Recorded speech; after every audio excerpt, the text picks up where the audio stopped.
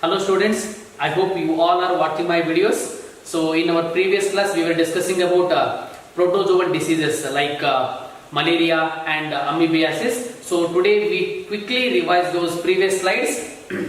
So the first one, amoebiasis, it is also called as amoebic dysentery, and name of the disease. So I am following the same format what I told you in the earlier classes. So the name of the disease is amoebiasis, and which is caused by protozoan called as Entamoeba histolytica. Then mode of transmission. So here the houseflies, usually the houseflies acts as a mechanical carriers, so which can transmit the protozoans from fecal matter of infected person to the drinking water or food materials like vegetables, fruits or food products, whatever. Clear? So next, this is what the picture which shows Entamoeba histolytica. Next, this is what the life cycle of protozoan, that is Entamoeba histolytica. So when it enters through the ingestion, so it enters into the mouth to digestive system. Finally, it will reach the small intestine. So in the small intestine, undergo germination, or it will comes out by breaking the walls. Then within the intestine, so it undergo rapid multiplication. Then it can spread throughout the body and cause amoebiasis. And finally, that cyst comes out by the anus, and that fecal matter contaminated with the food material. So that contaminated food or water or vegetables, fruits, when it is ingested by the human being, again it enters into the body. So this is what the simple life cycle of the amoebiasis or Entamoeba histolytica. Next, incubation period, usually it is 2 to 4 weeks. Next, symptoms, so which includes constipation. As I told you, constipation means, so it is difficult to pass the stool, or a person can pass the stool usually 2 to 3 times in a week. It is called as constipation. Next, abdominal pain and cramps, stool with the excess mucus and blood clots. Then diarrhea, that is excess removal of water from the body. Then watery stool, weakness, etc. So these are some remarkable symptoms in case of amoebiasis. Then lab diagnosis. So simple microscopic examination of stool and presence of a cyst. As I told you, these cysts are formed within the intestine of infected person, and they go out by the infected person in the form of stool. See? So in the stool examination, that is treatment. So simple is ORS, that is oral rehydration solution. That therapy is called as ORT, that is oral rehydration therapy. So it can replace the lost fluid with an oral rehydration solution. It may help to prevent dehydration. So rehydration, dehydration, opposite words. Next, one more, the treatment is anti-diarrheal drugs such as loperamide may also help to cure or to prevent amoebiasis. Prevention, safe drinking water means as much as possible try to drink good water. Then toilet hygiene, food hygiene, then use sanitizers. Then avoid stagnant water nearby your house. Then other protozoan diseases are like sleeping sickness, kala azar and diarrhea. I told to try to find the causative agent for these respective diseases. Clear? Next, this is what the rusted tap water. Rusted tap, so which contain a water droplet or water drop. So that drop contain the Entamoeba histolytica. Next, today we are going to learn the next diseases called as helminthic diseases. Clear? Helminthic diseases. So in this again they have given 2 examples in your syllabus. So those are ascariasis and filariasis. Ascariasis and filariasis. Today we are going to learn these 2. In that, first one is ascariasis. Again I am going to follow same format. That is, the name of the disease is simply called as ascariasis. Ascariasis, and which is caused by the antigen or the pathogen or the causative agent called as Ascaris lumbricoides. Do remember the point? The ascariasis is caused by a pathogen called as Ascaris lumbricoides. So also called as roundworm, usually called as roundworm. Next, mode of transmission. So how this ascariasis can be transmitted from one person to the other person, that is by means of directly by ingesting ascaris eggs. Clear? So in case of Entamoeba histolytica cyst, here we are using the word directly eggs. So these eggs are contaminated with the water and food. Food refers to, it may be fruits or it may be vegetables. So these vegetables or the fruits are contaminated water with the eggs. So directly the person may suffer from this ascariasis. Do remember. Next, see, this picture can show the causative agent, that is Ascaris lumbricoides. This is what the female one, that is male one. Easily we can distinguish between these two. That is, always the female is a little bit larger than the male, and both worms can end with the tapering ends. You can see that tapering ends, isn't it? So, but in case of male, the one end is usually in terms of, curving. Clear? Can you see this? This one. This curving is a remarkable in case of Ascaris. So this is what a simple life cycle in case of Ascaris lumbricoides. See, when we ingest the eggs of Ascaris lumbricoides, directly they enter into the digestive system, that is stomach. Stomach to they enter into the small intestine. In the small intestine, they undergo germination. Germination refers to those eggs can be hatched out and the parasites comes out. So these, those eggs again comes out by the body in the form of fecal matter. When this fecal matter contain eggs, so those are again contaminated with the food, water or vegetables, again they enter into the digestive system. So the actual life cycle of the Ascaris is when these enter into the mouth to alimentary canal, that is digestive system, the stomach, then they reach small intestine. So when they are present in the small intestine, they can spread or migrate to the lungs. Do remember? Clear? So when they migrate to the lungs, from the lungs again they come back to the stomach, again stomach to small intestine. So in the small intestine again they comes out by the fecal matter in the form of eggs. So those eggs which are present in the fecal matter, they enter into the human beings in the form of, which are contaminated with the water, food, vegetables, fruits, etc. Clear? So this is what the simple life cycle. Once again, can see it. So these are the what? The food, to say that fruits, vegetables or drinking water. So it means that these all materials which are contaminated with the Ascaris lumbricoides. So when these contain eggs of Ascaris lumbricoides, so these eggs enter into the human beings, to say in the alimentary canal, then they finally reach small intestine. From the small intestine, again they reach lungs for their further development. From the lungs, again they enter into the stomach. From the stomach, again they reach small intestine. So in the small intestine, those Ascaris lumbricoides, again they release egg. Those eggs can be contaminated with the fecal matter. So that fecal matter again contaminated with the food material. That food material, when ingested by the human being, enter into the stomach to small intestine to lungs to stomach to again intestine means again fecal matter. So this is what a simple life cycle of Ascaris lumbricoides. Do I remember? Next, Ascaris lumbricoides generally enters a small intestine to then migrate to lungs to again come back to stomach to again small intestine to fecal matter. So this is the point. Next, incubation period. In case of Ascaris lumbricoides or Ascariasis, the incubation period usually lasts 4 to 8 weeks. Next, symptoms. What are the remarkable symptoms in case of Ascariasis? So that is internal bleeding. So simply we can call it as a hemorrhage. Hemorrhage means internal bleeding.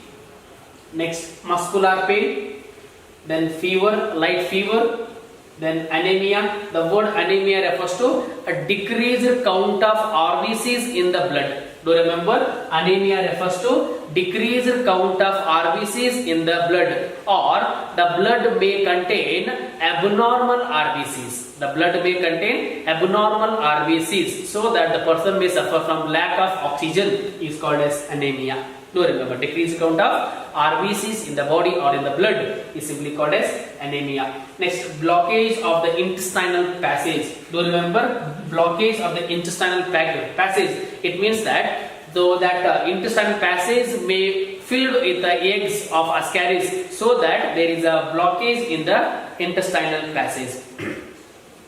Next, this is, picture shows a baby or a child who is suffering from ascariasis. Do remember, those ascariasis which are present, ascaris lumbricoids which are present in the intestine, they may grow up to, the tail of that ascaris lumbricoids comes out of the nose or mouth. So this is what the severity of the disease.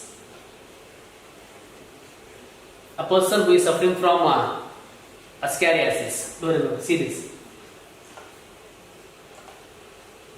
Next, a lab diagnosis. How can we diagnose in the laboratory the person who is suffering from ascariasis? How can we diagnose the disease in particular individual? So that is microscopic examination of a stool and presence of eggs in the stool of infected person. See, why I am telling you people is that the person who is suffering from ascariasis, his fecal matter must contain the eggs of ascaris lumbricoids. So for that reason, in the laboratory we need to understand, or microscopic examination shows the presence of egg in the infected person's stool. Clear? So this is what the lab diagnosis.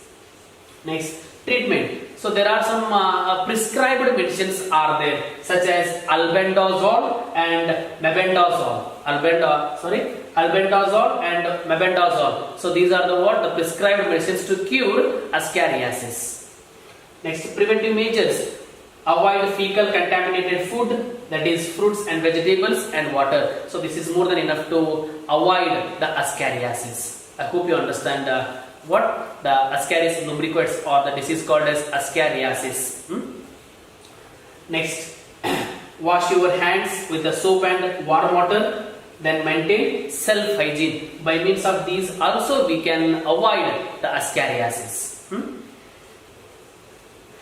Next, we are moving to the second helminthic disease, that is filariasis. So that filariasis simply called as elephantiasis. In Kannada we can call it as Ane Kalu Roga. Do remember. So filariasis. Then again I'm going to follow same format. Name of the disease is filariasis, also called as elephantiasis.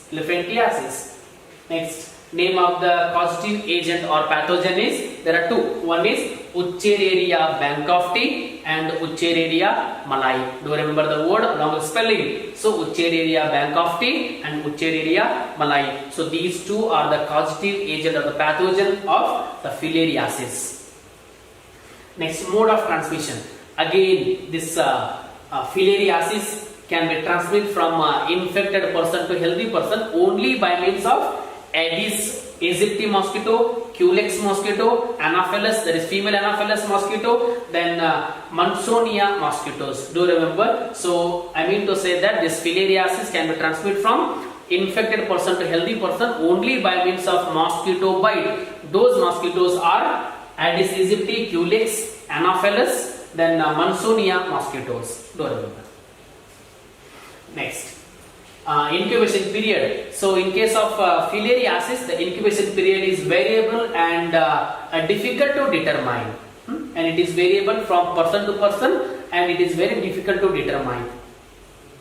Symptoms. Long-term damage to the lymph system or lymphatic system or lymph vessels. So lymph system or lymphatic system means as we have blood circulation in our body, likewise we have a lymphatic system in our body. So the circulatory system is responsible to circulate or transportation of blood in the body. Same time, the lymphatic system or lymph system is responsible to circulate or transportation of lymph in the body. So called as lymph system. So long-term damage to the lymphatic system. See, what I am going to tell you is that filariasis or filarial worm or Ucheriria bancrofti or malayi, particularly they infect the lymphatic system. Definitely, particularly exclusively they affect the lymphatic system.